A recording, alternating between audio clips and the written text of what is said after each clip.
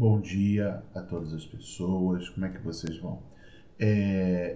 Nesse momento nós vamos falar da política e propaganda de massa. Na segunda parte vamos falar do nazismo, fascismo e da Segunda Grande Guerra.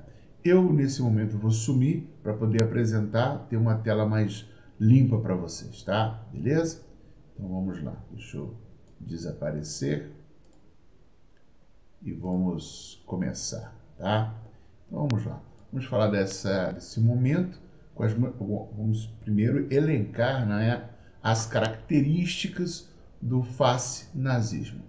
Bem, nacionalismo extremado, tá? Ou xenófobo, nacionalismo extremamente cego para os problemas do país. Totalitarismo, um regime onde quer abarcar e controlar todos os aspectos sociais.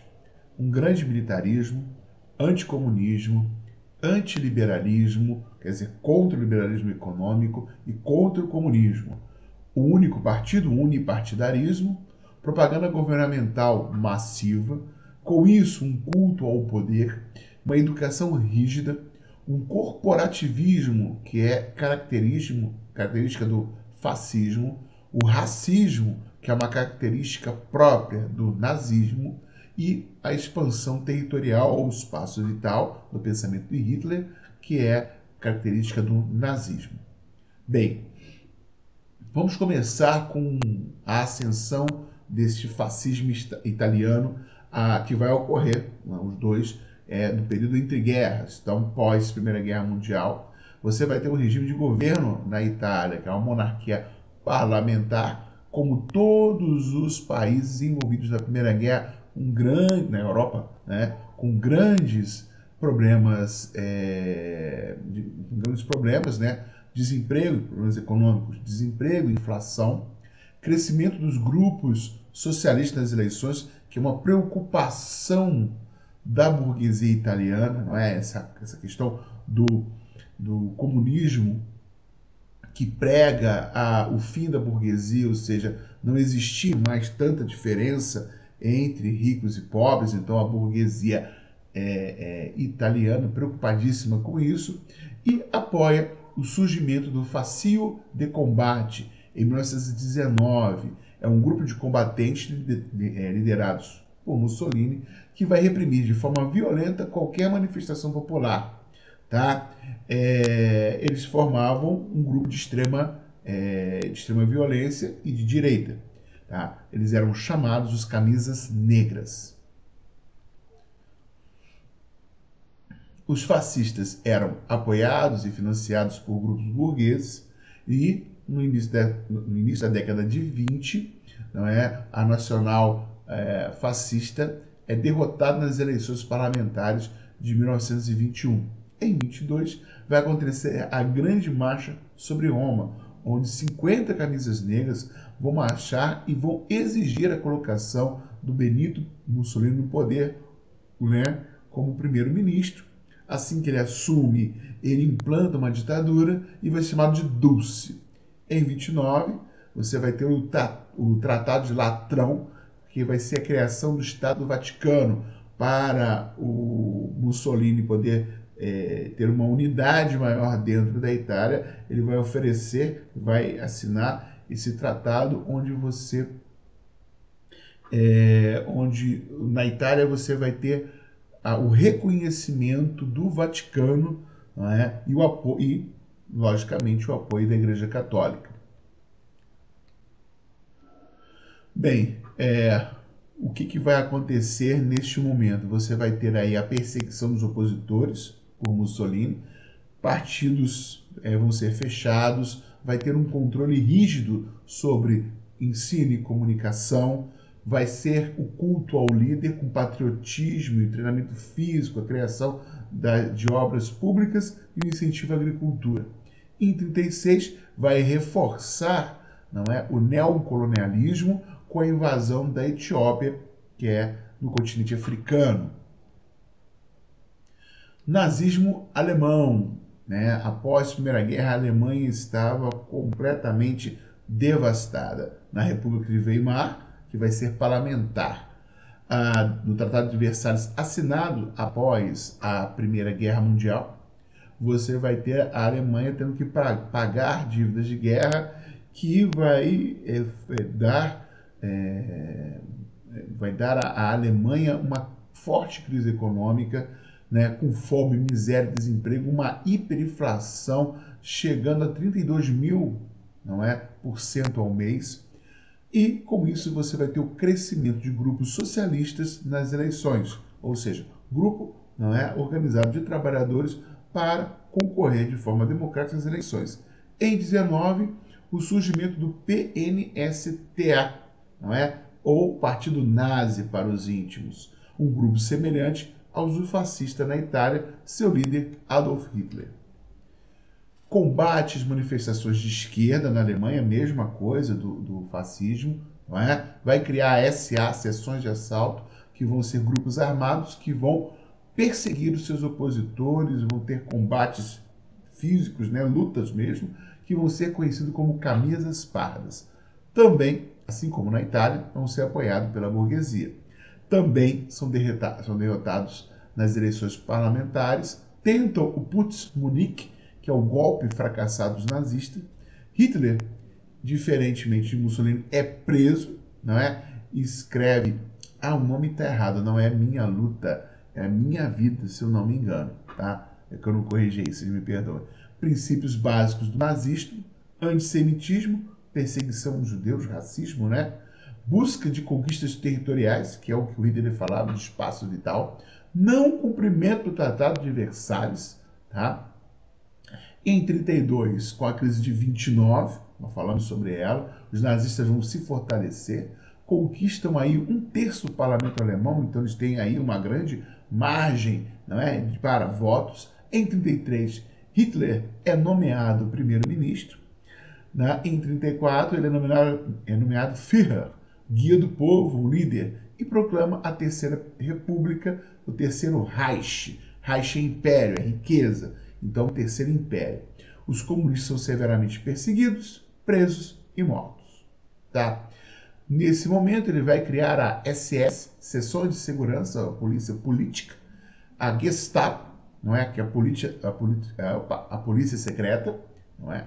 E esses dois grupos vão perseguir opositores ou ameaças ao regime.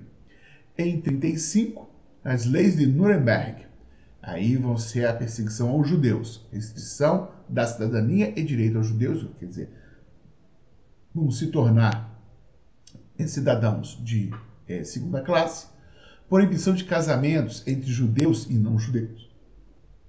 Vai existir a Noite dos Cristais, não é uma perseguição fanática, né, aos judeus, 5.700 estabelecimentos judaicos, entre eles 267 sinagogas, vão ser depredados, roubados, e isso vai ser o prenúncio do Holocausto. Doutrinação através de uma educação e propaganda, então educação rígida, criação de obras públicas, investimentos na indústria, não é, bélica, né, de armamentos, criação de leis trabalhistas e limitação dos salários. Bem, aí vai começar a expansão territorial de Hitler. Em 38, a anexação da Áustria.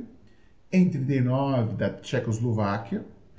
E também em 39, a anexação da Polônia, dando origem à Segunda Guerra Mundial. E você vai ter o teste das forças alemãs na Guerra Civil Espanhola, tá? Que vai ajudar a implantar o fascismo também na Espanha. A Espanha, com uma industrialização tardia, vai ter grandes diferenças entre o campo e a cidade, então esse ato, esse abismo vai ser bastante pronunciado na Itália. Em 31, a Espanha vira uma república parlamentarista, tá? E você vai ter o surgimento da Falange, partido fascista, assim como na Itália e na Alemanha, e liderados por Francisco Franco. Em 36 vai surgir uma frente popular, as esquerdas socialistas vão se reunir, né? Comunistas, sociais-democráticos, simpatizantes em geral, vence as eleições contra a Falange e você vai ter o golpe de Estado, iniciando uma sangrenta guerra civil. Você vai ter dois grupos, os republicanos, Frente Popular e as Brigadas Internacionais de Simpatizantes, ou seja, pessoas de outros países vão para a Espanha lutar porque eles estão vendo o crescimento muito forte, muito ascendente da extrema-direita. Então você já vai ter aí na Itália, você vai ter na Alemanha, agora na Espanha, Portugal, então vários países vão começar a ter esse aumento dos regimes fascistas, dos regimes totalitários e vão ameaçar os países democráticos. E do outro lado, os fascistas.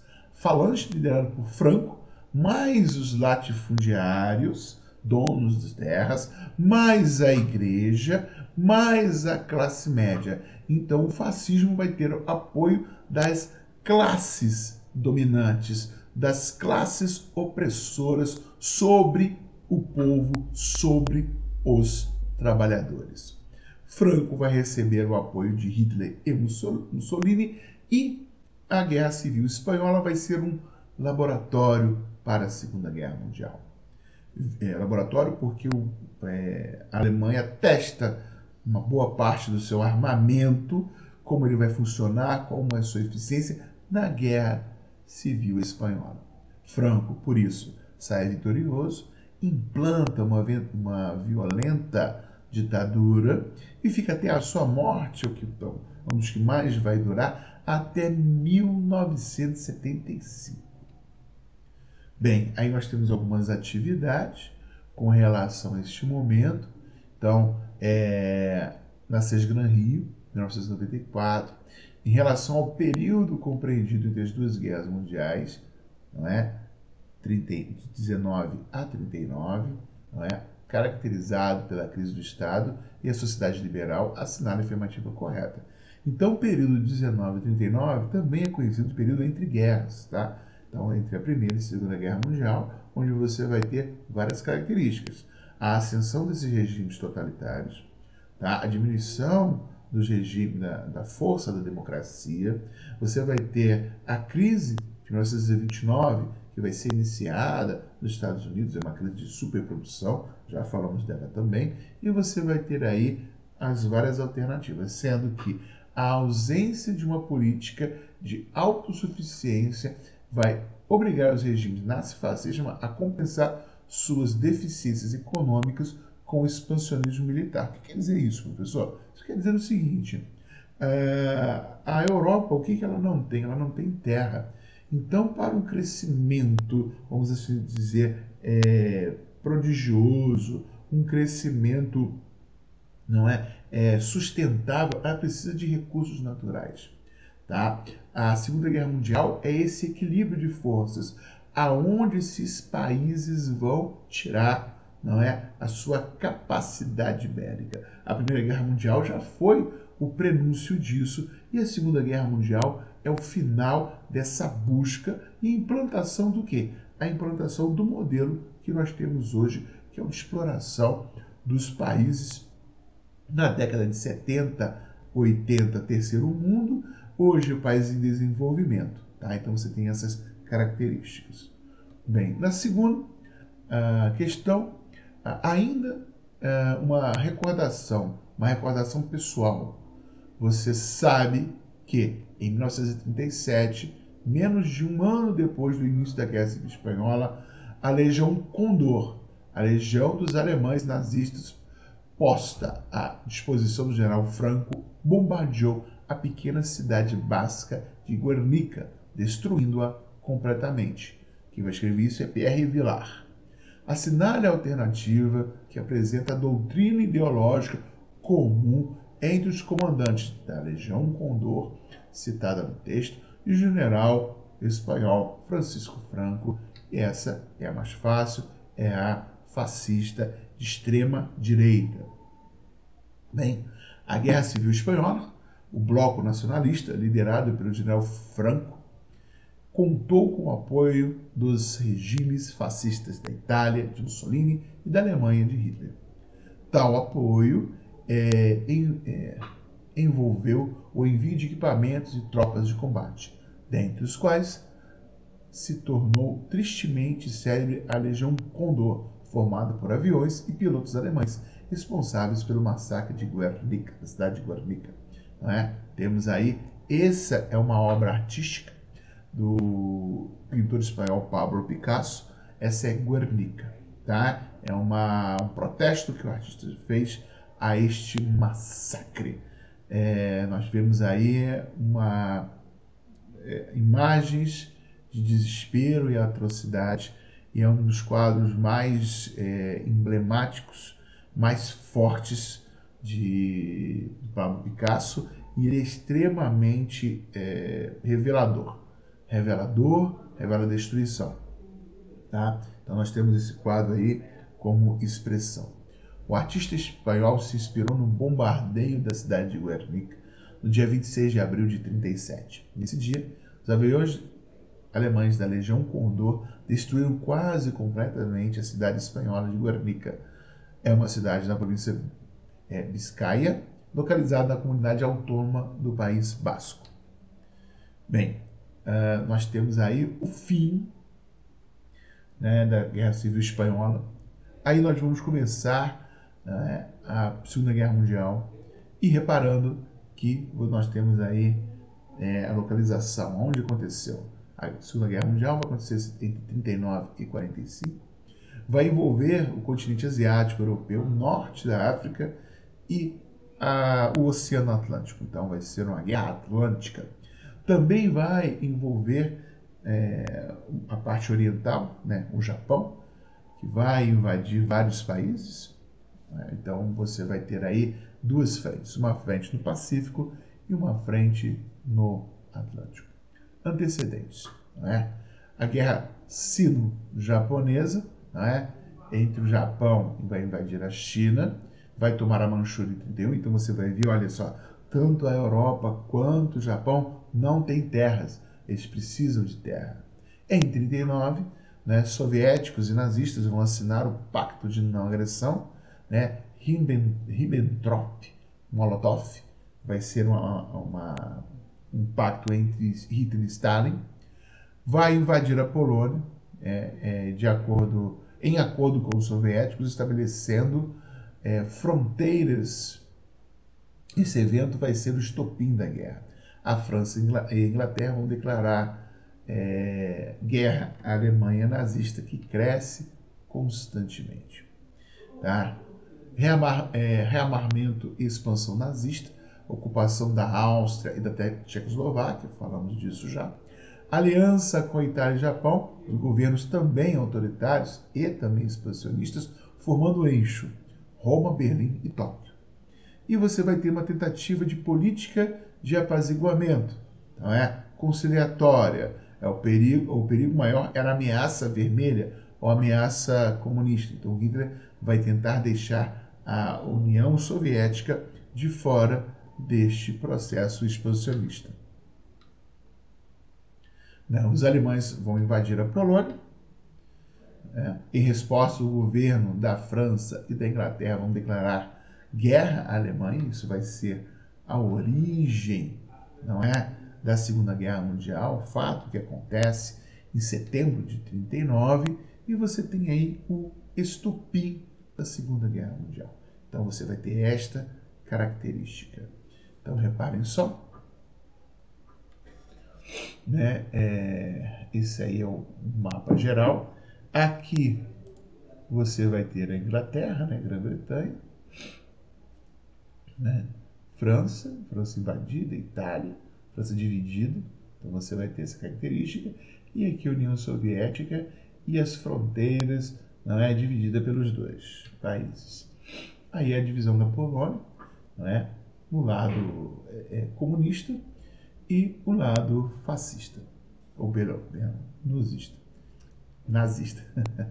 Fronteira polaca de 1937.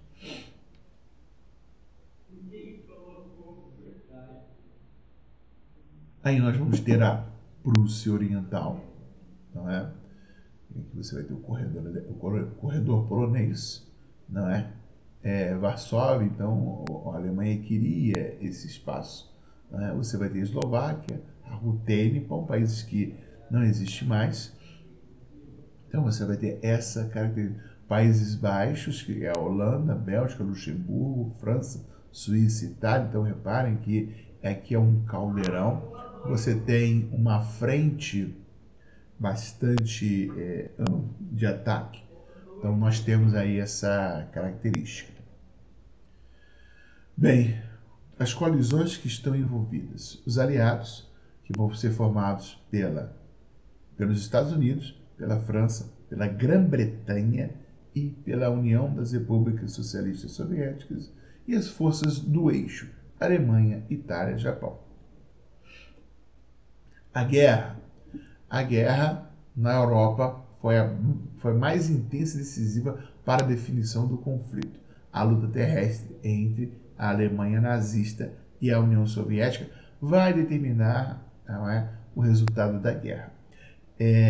Não é como os filmes, né, estadunidenses, onde os Estados Unidos ganham a guerra. Na verdade, quem ganha a guerra é a União Soviética. O dia D só foi uma resposta da França, da Grã-Bretanha e dos Estados Unidos contra uma forte ação, não é, dos soviéticos.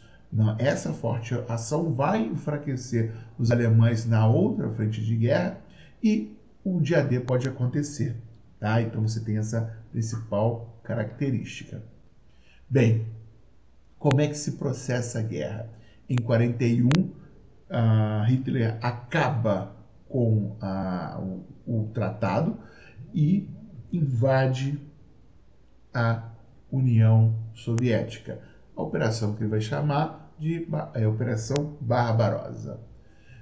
Vai vencer inicialmente, vai adentrar ao território, não é, soviético, e os soviéticos vão enfrentar esse inimigo com uma tática de defesa, que deu certo com Napoleão, que é a tática da terra arrasada, formando uma linha de defesa. O que é terra arrasada? Conforme os alemães vão invadindo o território soviético, eles vão se retirando e destruindo tudo. Por que isso? Porque toda a movimentação de guerra, naquele período, depende de mantimentos. Então, conforme os países invadiam um território, eles pegam um recurso do próprio território para se manter, né, naquela localização, naquele território. Ou seja, você pega, rouba, não é, os mantimentos, os recursos, os combustíveis, as armas e usa contra o seu inimigo. O que os soviéticos vão fazer? Eles simplesmente vão se retirar do território e vão destruir tudo. Não vão deixar nada para os alemães. Essa tática chama terra arrasada. Qual o problema? Qual é o problema dessa, o que é o ponto forte, melhor falando, dessa tática? É que os alemães não tiveram como ganhar dos soviéticos por causa do inverno russo, extremamente rígido, média menos 30 graus abaixo de zero. Então você vai ter aí os soviéticos ganhando a batalha contra os alemães por causa do seu inverno. Então, os alemães não conseguindo avançar sobre Moscou, Leningrado e nem Stalingrado, eles vão se retirar. Ao se retirar, os soviéticos avançam sobre o seu inimigo e vão destruindo eles, pegando as tropas sempre na parte, vamos dizer assim, da retirada. Né? Então eles vão se retirando e vão sendo massacrados, né, até chegar para fora do seu território. E na verdade o que vai acontecer é que os soviéticos vão avançar sobre o território alemão, vão começar uma onda gigantesca, né, de conquistas territoriais. Isso dá início às derrotas dos alemães, não é? Isso vai acontecer entre 42 e 43 com Stalingrado. Né? Em dezembro de 41, ataque, né, na frente do Pacífico, né, ataque japonês a Pearl Harbor, entrada dos Estados Unidos na guerra. Aí você vai ter as grandes batalhas do Pacífico entre os Estados Unidos e Japão, batalhas das duas marinhas. Batalhas na África vão acontecer entre os aliados, né, na Itália, contra a Itália e a Alemanha. Então você vai ter Marrocos, Etiópia, então vários países vão ser palco, né, dessas guerras. Lembrando que o norte da África, o Oriente Médio, são ricos em petróleo. Então são eram naquele momento extremamente importantes como fornecedores de combustíveis. Derrota da Itália, vai perder primeiramente o norte da África para os Estados Unidos e Inglaterra, e com a participação da Força Expedicionária Brasileira, que vão enviar 25 mil soldados, vão ter 453 mortos e 2.722 feridos. Não é? Mussolini, não é? A FEB, a Força Expedicionária Brasileira, vai invadir o norte vai invadir o sul da Itália, dando possibilidade da invasão pelo norte pelas tropas aliadas. Nesse momento há um enfraquecimento, não é, do partido e do exército italiano. Os próprios italianos, né, tiram Mussolini do poder, prendem Mussolini e fuzilam Mussolini. Bem, temos aí as bombas de Hiroshima e Nagasaki para a rendição japonesa. Na verdade, essa rendição já estava iminente. Tanto as duas bombas de Hiroshima e de Nagasaki são, na verdade, também, assim como os alemães fizeram, um laboratório. Como essas bombas se comportariam? Para vocês terem uma ideia, o único país que vai lançar bombas atômicas sobre outro país é os Estados Unidos. Tá? Então é muito mais um laboratório. Temos aí as duas imagens, né? Uma da bomba de Nagasaki, como ela seria, né? Como ela era, na verdade, e a outra ela saindo do avião, né? Caindo sobre a cidade. Bem, a derrota do eixo vai acontecer por alguns fatores. Tá? Como é que vai ocorrer essa derrota? Vai ocorrer a partir dos três fatores. Né? O poder econômico militar dos Estados Unidos, que não vai sofrer baixas no seu parque industrial, então vai sair assim com ele intacto, ele vai continuar produzindo assim como acontece na Primeira Guerra Mundial. Vitória militar dos soviéticos, já falamos sobre ela, sobre os alemães da Europa Oriental, né, a Onda Vermelha, os movimentos de resistência que existiram nas regiões ocupadas pelas potências do eixo. A resistência mais famosa, aí vocês vão ver alguns filmes sobre ela, é a resistência francesa.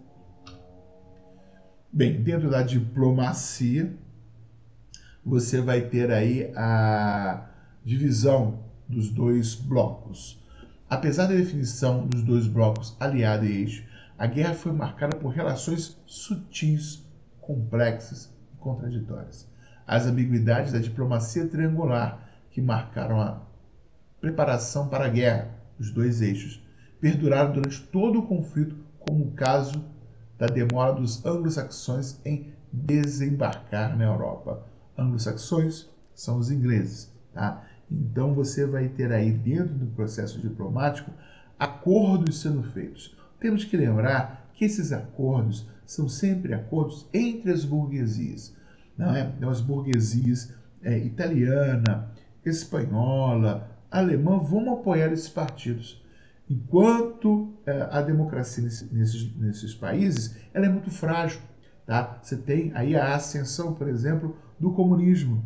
Você tem a ascensão dos trabalhadores preferindo o sistema socialista, que é contra a burguesia. Então você tem essa característica.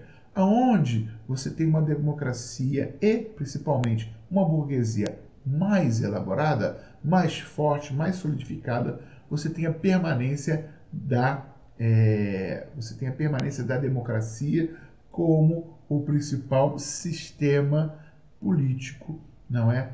Sistema de relações, tá? Mas por quê? Porque esses trabalhadores não estão ou não são tão bem representados. Então você tem uma representatividade maior das burguesias, tá? Os custos para a guerra foram, né, enormes, né? Tanto os custos econômicos quanto os sociais, os pessoais. Segunda Guerra são difíceis de quantificar. Contudo, é possível apresentar números, eles gastos, né? Cerca de $1,5 trilhão no valor de 1939, envolvendo diretamente 72 países, mobilizando 110 milhões, cerca, né?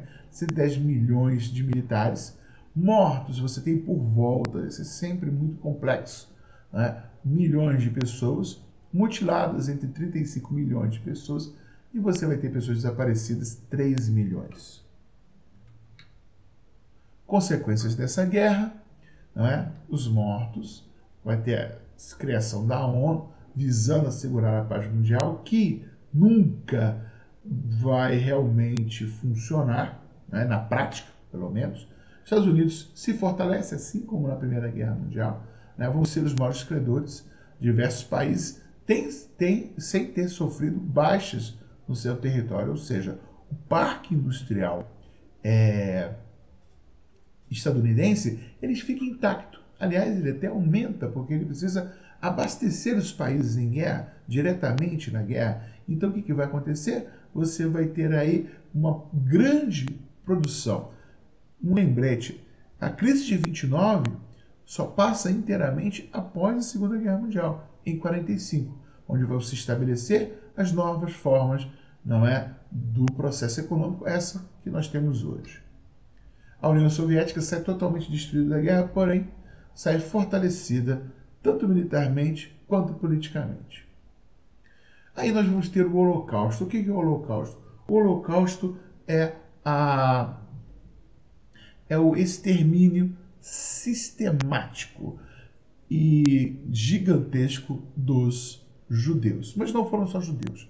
Primeiramente, o regime nazista ele vai atacar as pessoas com deficiência, os homossexuais, vão atacar as pessoas que não fazem parte da forma de pensar, não comungam da forma de pensar como os alemães ou o partido nazista assim quisesse, tá? Então você vai ter essa característica. Oficialmente, 6 milhões de judeus são mortos. Bem, chegamos ao fim da nossa aula. Eu espero que vocês tenham entendido. Qualquer dúvida, é só falar comigo. Você sabe onde me encontrar. Um abraço a todos e até mais.